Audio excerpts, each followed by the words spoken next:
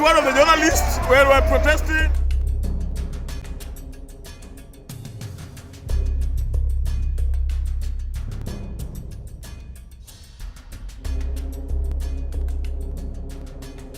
Today we're here as a culmination of a series of events that have included a lot of public advocacy via social media and also lawsuits in the court of law.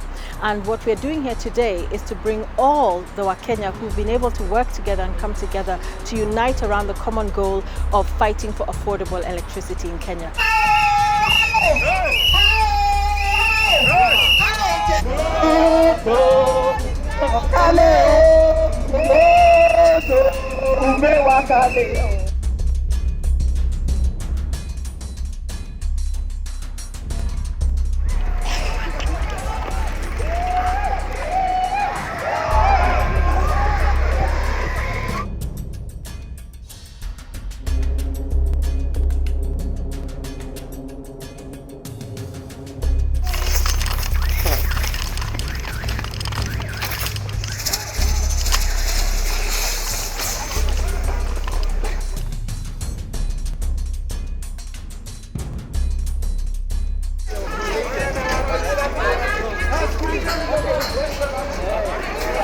We have followed the law. We informed the police because the constitution is clear. Demonstration is anyone's right. All you need to do is inform the police so the police can give you protection. That we did. We have all the necessary documentations.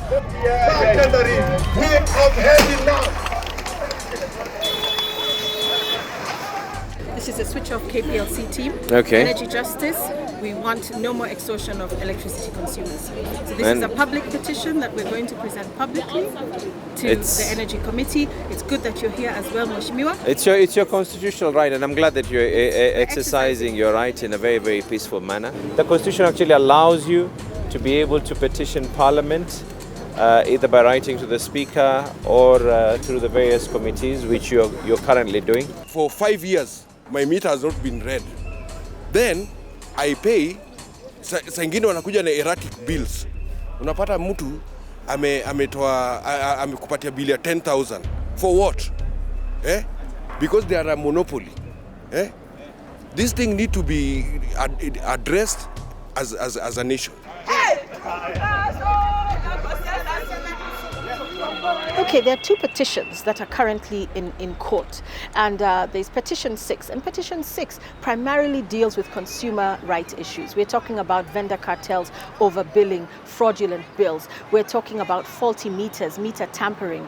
We're talking about the 10.1 billion shillings that was erroneously or illegally collected from consumers, and there was actually a court order stopping Kenya Power from doing so, but Kenya Power continued to bill. Actually, they collected that full 10.1 billion. So this petition 6 is about saying we want our refunds. We want you to stop using vendor cartels that charge us more. We want you to make sure your 888 and 88880 pay bill numbers are actually working. So that's petition 6. Petition 59 is a little bit more complex because it deals, you remember I talked about the generation side and the transmission side. It deals with how contracts are issued to certain companies. And we have identified in petition 59 20 companies that have received illegal contracts or have been involved in corrupt practices according to our investigation, and that's why we go to court. So instead of just speaking out here, we're also in court with our evidence and our proof saying actually these 20 IPPs that cost us 100 billion shillings every year should not even have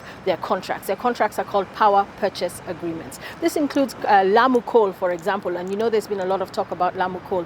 It even includes Lake Turkana Wind Power, which was commissioned by the president last week. Today's march has been organized by 6 individuals. We are calling ourselves the Energy Justice 6, and of course with support from Kenyans online and offline. So we are asking people who join our campaign online, the Switch Off KPLC campaign online, to come offline now and march with us to take petitions to Parliament, to take petitions to the Supreme Court and the Office of the President, demanding a stop to the theft that we are experiencing as consumers. Kenya Power is more powerful than the consumer. Don't you know if they come to your house and say, Hamjalipa bill, you have to pay, whether you paid it or not, whether you have a dispute with the bill or not, you have to pay. So Kenya Power continues to oppress consumers by blaming them for the corrupt practices of their own employees.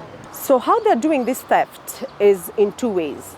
They are one using tokens, and then also for the people who pay post, they're overbilling them.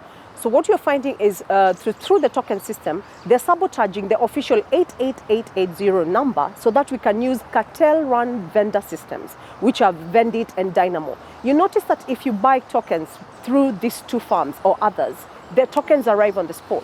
But when you do it through the official Kenya Power number, the tokens don't arrive, and when they do, they take hours or even days. So that is one of the ways that they're stealing from us. The second way they're doing it is by giving you bills that are fraudulent. So they overbill you, then they expect you to pay for it, and then ask you to claim after you have paid. How does a normal household have a bill of 30,000, 300,000?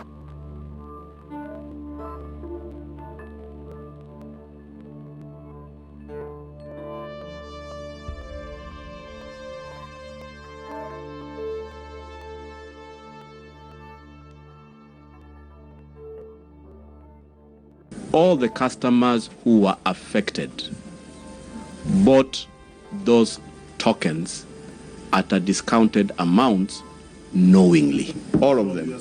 All of them. From the fraudster. Yes. Okay. My staff. Yes. We actually went to the customers and we raised the concerns and we told them, please, this is the situation that you are in. You engaged in this. You can call it fraud. We as KPLC did not get a single of your cent, but you've used energy worth 3,000 shillings.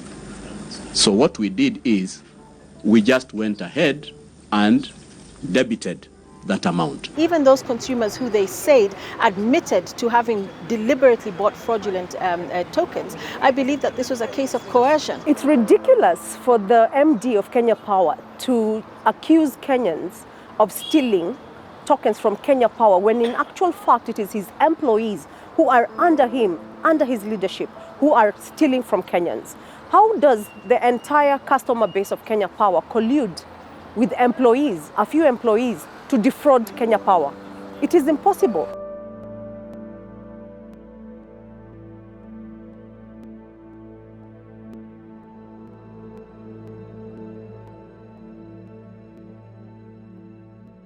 So we have a problem as consumers and we want justice. We want a situation where we're not constantly fighting with the energy sector and where we can actually afford our electricity.